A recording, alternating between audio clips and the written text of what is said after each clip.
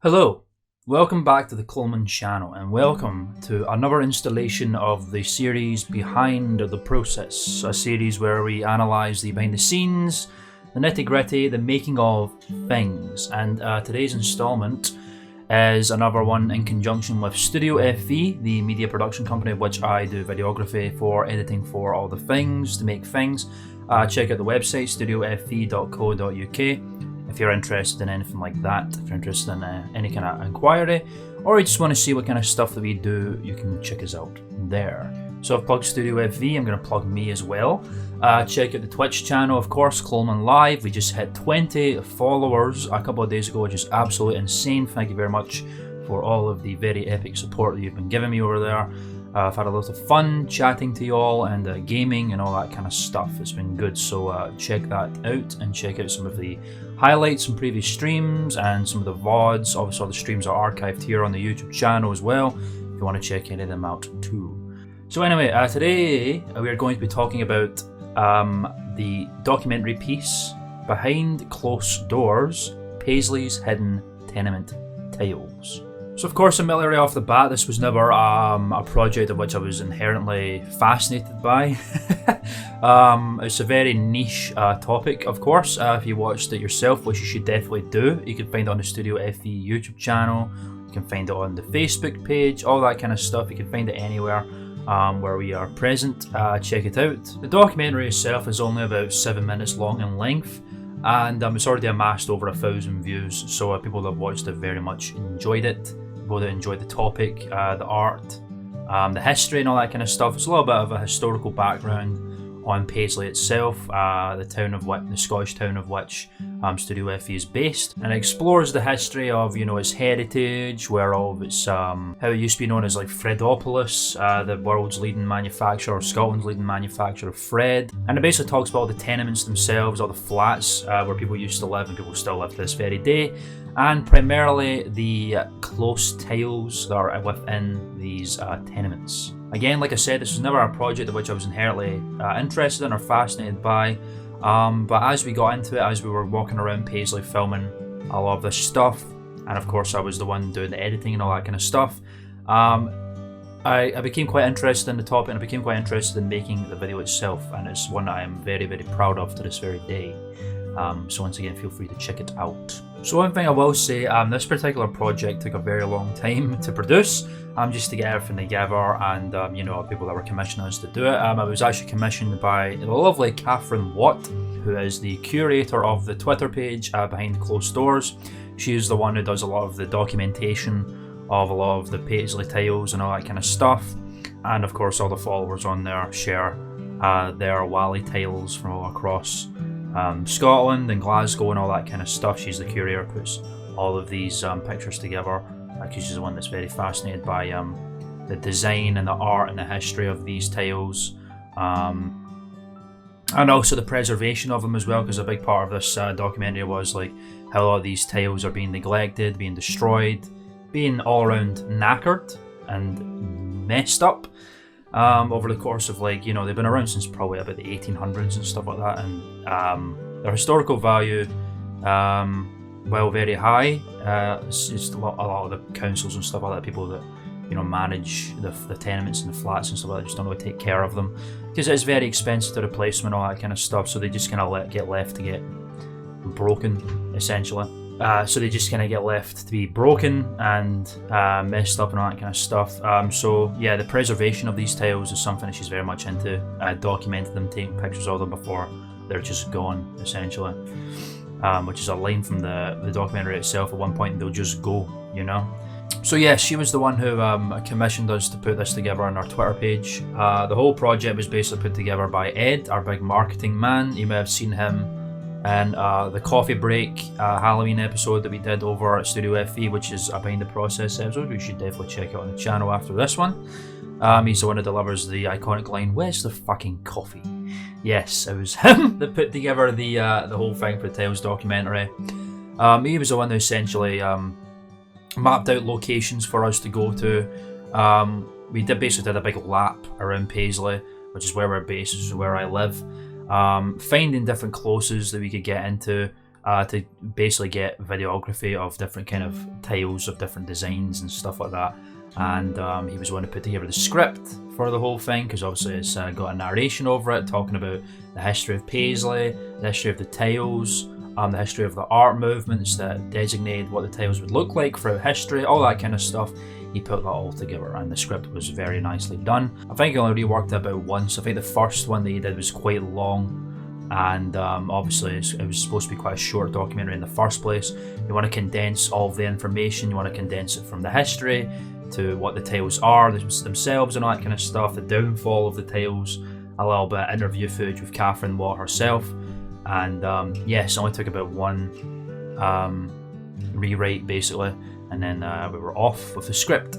So the documentary itself was released October 19th, 2021. We pretty much did all of the shooting throughout the summer of 2021. Now, you will not know this if you are not a resident of Scotland, or at least Glasgow, Scotland, but the weather here in Scotland is quite drab. It's very bleak, it's usually quite rainy, usually pretty grey, pretty dull. Usually don't get a lot of heat over here at all, but the summer of 2021 was extraordinary in terms of how bloody hot it was. It was scorching every single day, hitting upwards of like 20 plus degrees Celsius. I don't know what that would be Fahrenheit, we do Celsius over here, but yeah, it was unprecedented levels of heat that you do not usually get in Scotland. It was getting to the point where people were getting warned to maybe work from home, because like working in office conditions and stuff, it was just way too hot, which was pretty crazy. Yeah, you do not usually get that kind of stuff over here in Scotland at all, and that was the conditions that we were shooting in. So yeah, obviously when it was all put together and when we got the brief, when Ed basically organised walk-arounds throughout Paisley and stuff like that, to different like closes, to different streets where there's a lot of like old buildings and stuff, because we wanted to get a bit of both to emphasise the history of Paisley. Not only do we want to get Wally closes, and before I even continue, I should probably divulge into what the word Wally even means, because if you're not from Scotland, you'll probably think I'm talking some sort of gibberish. Wally is a Scottish dialect, it's a Scottish terminology for pretty ceramic things. Why, I have no idea. But basically, yeah, there's a lot of things like Wally dogs is a classic one, which is like a term for pretty ceramic little Scotty dogs, which are Scottish terriers for those who don't know what that is. And then you've got Wally teeth, which is a nice terminology for ceramic teeth from like way back in the day when apparently people's false teeth are made of ceramic, which is pretty crazy to me. And then of course the main topic, Wally closes or Wally tiles, the pretty artsy ceramic tiles that line closes of tenements. A close, if you don't know what that is, that's the terminology for like the connecting stairway case, like hallway when you walk into a tenement or a flat that connects all the different houses together. Here in Scotland we call it a close. Don't know why, I guess because people are close to each other, no idea, but it's called a close.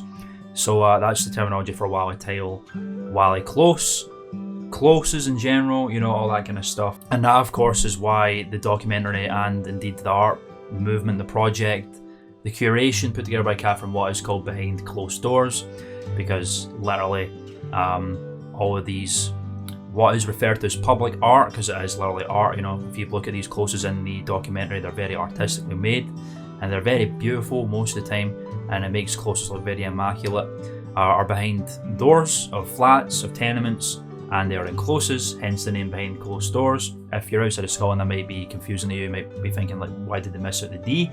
It's intentional. And then of course the rest of the title, Paisley's Hidden Tenement Tiles. Yes, that's why everything's called what it is. There's the terminologies, now there's no more confusion. Wonderful. So yes, Catherine came into the office, we organised everything, what kind of content she wanted produced for the documentary. She wanted interviews, talking about her experience with documenting these tiles, her thoughts on the tiles themselves, if there's their public art, and how they're all neglected and going away. And then off we went. Ed himself put together a map of different significant streets and places like that. Of course, like I was saying previously, that's why we wanted to film not only closes and tiles themselves, but old buildings, because obviously Paisley's a town that's very, very old. Back in its heyday, Paisley was probably one of the most significant, one of the wealthiest towns in Scotland. So yeah, it's very old, very wealthy, so there's a lot of very pretty buildings, flats, tenements, all around Paisley of all different art styles and stuff throughout the years. So we wanted to document those as well. And off we went, we went out for most of that summer.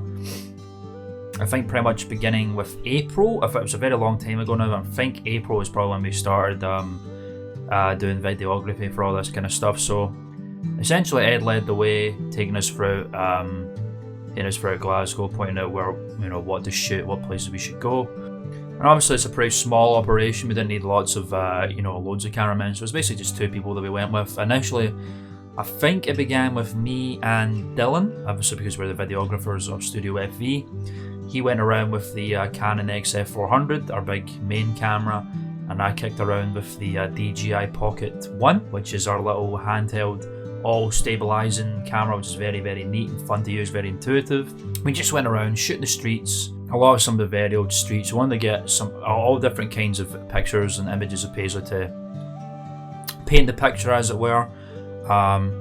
Some of the streets are a bit more dilapidated because there's different bits of Paisley that are well looked after and some that aren't very well looked after.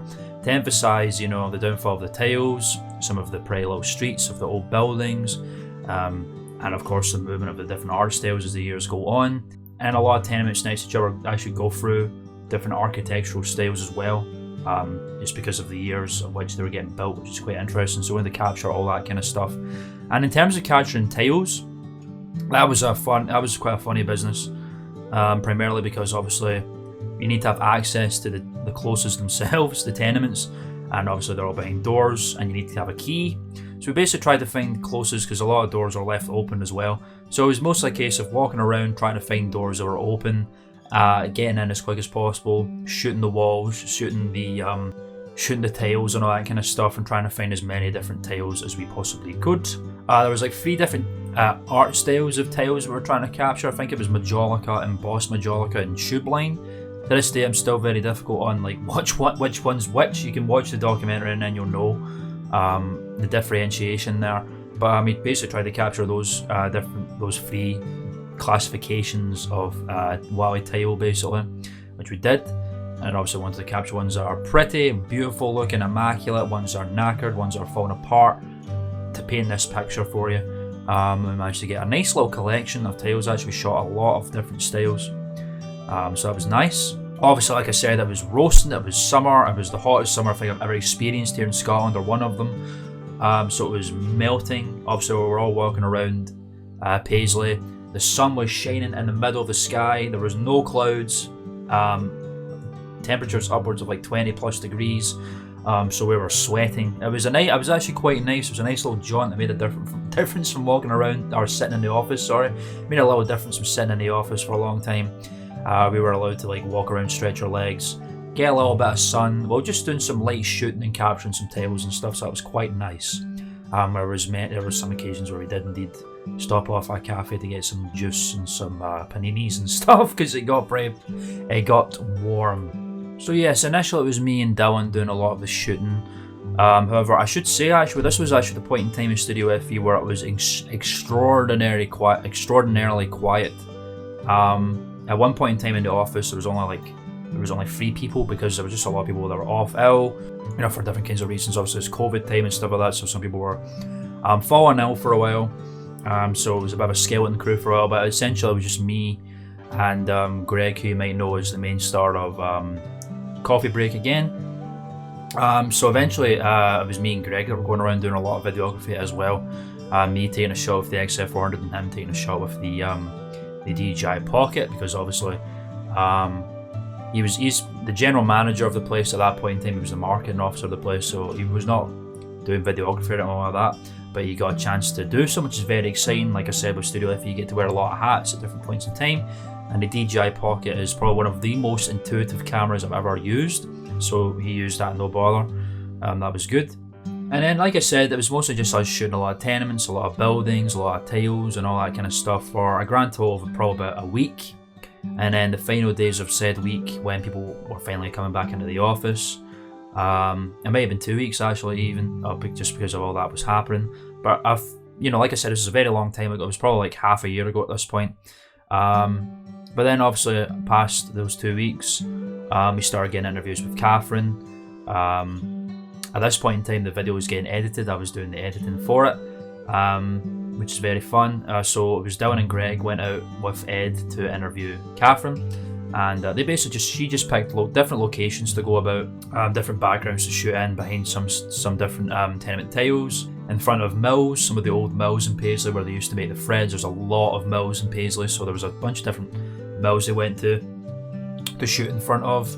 And then we just obviously just interviewed her. She talked about, you know, how she started doing photography of the tiles, how she fell into interest of them, the history and the design of them, and how she decided to start the Twitter page behind closed doors, which you should check out on our Twitter page if you're interested in, if you get a bit of an interest in the history of Paisley and the art of the tiles and all that kind of stuff. So all that interview footage was amassed, and then they got brought back to the office, and then pretty much the editing process began. While the editing process was happening, Ed was also waiting on different images that he was getting sent into him, just for like copyright reasons, so we could avoid getting sued by people who own the rights to these images and stuff like that. But all throughout the while, I was the man behind the editing process of this certain video, which took a bit. I broke my back on it, man. I was pretty proud of how it came out with in the end.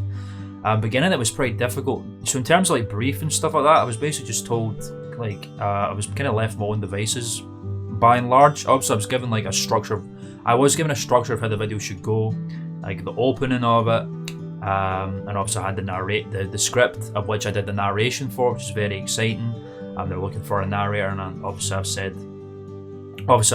done a lot of work previously with my own personal projects like Claudio, the old audio books I used to work on for the YouTube channel, and all that kind of stuff. So I've done a lot of voice work personally. So I basically volunteered myself to do it, and I was handed the script, and I recorded it with Audacity, which is the software I often use for voice recording and stuff. With my mic set up here, pretty much my Behringer C1, my Behringer UM22 audio interface, did it all from home. So I had the narration piece, and then the structure of the video, like going from different clips of the tiles and stuff, some of the shots of the mills and stuff, while talking about the history of Paisley and all that. The first interview with Catherine, she says this, second interview she says that, broken down like that. So I had that structure to go on. It was basically my choice of clips and stuff like that and what ones to use. But yeah, the opening was pretty difficult to get, because that was like the one that was really holding the thing up for a while for me. Was thinking about like how should it get opened up, because they were wanting bustling, busy streets that were really loud, a lot of cars everywhere, a lot of activity and stuff, and then cutting to the more quieter streets of Paisley that are hidden away, and then we open up on this closed door, go through it, and then there's some lovely tenement tiles that are hidden away. So it's kind of hard to nail that initially of what clips to use and stuff, but eventually, once that all got done, and then the titling was designed, which was done by Greg. He did it via his software called Canva, with the Paisley pattern and the fonts and all that kind of stuff. He did that for that, and also the little tile collage near the end of the video, and the credits, and the little collage of closed doors, which is which is on the thumbnail of the video, and the opening titles. That was done by me, made on the Adobe Spark software, which is now known as, I think, Adobe Creative Cloud Express. I think they've changed it to. I was just a collection of different tenement closes, which were taken by Ed, and then I color graded them a little bit, made them a little bit brighter, bit of color correction, made them a bit warmer, up the saturation and stuff, just made the colors really pop and look real pretty. And then that got put into the opening titles in the thumbnail, and then it was off. The editing was getting done pretty much as per the structure. Watch the video if you want to see, you know, the pacing of the whole thing and all that. And obviously my narration was put over it, and it pretty much came together like that. You know, it was just very simple, just finding, getting the pictures in. Obviously, one of the big debates was like whether we do a mixed media thing with pictures and video, because a lot of people didn't think that was very good or very modern or whatever. But there's a lot of YouTube channels that do that kind of thing. It just matters about all it matters is how dynamic the pictures are. And if you have a static image, it's not going to work. But a lot of people do a simple static image and a simple zoom in. They scale it up so it zooms in very slowly over dialogue, and it just makes it a bit more dynamic, less static, more visually appealing, and it merges much better with like video and stuff like that, which is just what we decided to do in the end. And then it was just a case of finding the relevant tiles when the narration was talking about them. You know, dilapidated tiles, and we're talking about how they're knackered and not and like falling apart. Well, Catherine's talking about them falling apart and stuff. Immaculate tiles of the different art styles and all that kind of stuff. I had a lot to choose from. There was a plenitude of tiles that we shot. There was a massive file of them in my hard drive. We just picked for the ones we liked the most, and then pretty much that was the whole thing put together. It became 7 minutes and 3 seconds in total. After that, it was just a lot of colour correction to make it look a lot prettier, and a lot of colour grading to really make the colours pop, make it look warmer, a little bit more saturation. Just make all the colours of the tiles, of the tenement buildings, of the sandstone really pop. And obviously because we were shooting it in the summer, it was really bright already, so it looked really, really nice, which helped a lot. And I think the last piece of the puzzle for this particular documentary was the music, which was probably, which was kind of the toughest part for a while, because obviously we were wanting something that was relevant to Scotland, something that had a bit of a Celtic vibe, a bit of a. I didn't want like blaring bagpipes playing or Scotland the Brave playing over the video, something like it was pure, and it was very, very Scottish, very stereotypical, I would suppose you would say. We didn't want anything like that. We just wanted something of a nice Celtic vibe, nice light guitars, flute music, all that kind of stuff. So I was looking through Incompetech, which is where we get a lot of our free-to-use music made by Kevin MacLeod, who's a great musician, makes a lot of good, great, amazing free music. A lot of his music you probably heard in a lot of YouTube videos, but I couldn't find anything we really wanted. And after doing some digging for music to use, hopefully free to use was also the ideal. After some digging, I found a man called Neil Thomson, who is a Scottish-based musician. He does a lot of folk music and all that kind of stuff. Really good music. You should check out his website if you're interested in folk music and all that kind of stuff. He had actually done a collection of folk songs called Silver Threads, Folk Songs of Paisley, a musical tribute to like the heritage of Paisley and all that kind of stuff. And I went, well, that is absolutely ideal and exactly what we're looking for. So after doing some listening, we've discovered a song that was simply called Theme of Paisley, which is obviously the most fitting thing ever. It's literally designed to be the theme song for the town of Paisley, and the music was perfectly fitting. It was nice and gentle, very Celtic, very folky, very evoked thoughts of Scotland and all that kind of stuff, and the heritage and the history, without being overly, I guess stereotypical or bagpipe heavy. There was no bagpipes in it at all. It was perfect. I loved the song, and that is the one we decided to go for. It was about 5 minutes in length, perfect length for the video that we were trying to make. So after doing a bit more research, we basically found his number. We reached out to Neil Thomson and asked if we could have permission to use the theme of Paisley for this video about the heritage of Paisley, the tales of Paisley, and he was very greatly interested, keenly interested in it. So of course we had the permission to use it. We gave credit to him at the end of the credits. And that was it, that was the music sorted, the narration was sorted, all the videography was sorted, colour graded, interviews done, and that was it, packaged and ready to go.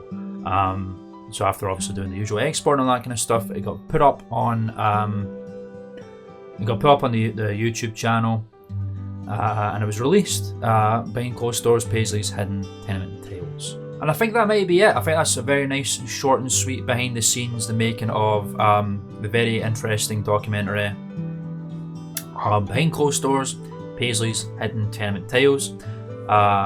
Make sure you check it out if you're interested. If I've enticed you enough, feel free to check out on the StudioFV YouTube channel. It's over there. It's already amassed over 1,000 views. Great engagement with it. A lot of people who are locals of Scotland are very fascinated by it. So a lot of people obviously grew up with Wally Closes and stuff like that, so they enjoyed it all very much. If you're obviously a Scottish local, you're interested in it yourself, or you're from abroad or wherever, and you're just kind of keenly interested in this kind of little niche corner of Scottish history and art, you should definitely check out the video on StudioFV and let me know what you think, because obviously it was a lot of work put into a lot of videography. I really brought my back on the editing, and I'm really happy with how the narration went and all that kind of stuff. It really ties the whole thing together. So let me know what you think of that particular documentary. Make sure to check out as well, if you're interested, Catherine Watt's Twitter page, Behind Closed Doors. If you want to see some more images of tiles and stuff that she's taking, check out Neil Thomson, who provided the song Theme of Paisley for the video. Which is a really beautiful song, really fit with the theme and the vibe of the documentary. Check out more of his music. All the links will be in the description of the video. And I think that's probably it. Thank you very much for watching this latest installment of Behind the Process. More of these will be coming soon. Work is getting done for the channel as we speak. I'm still streaming very consistently right now on Twitch, so make sure you tune in on Coleman Live and check it out. Check out the social media pages on Twitter at Papa Coleman. Facebook page is Coleman. You can type that up and you'll find it. I have been Coleman. Bye bye.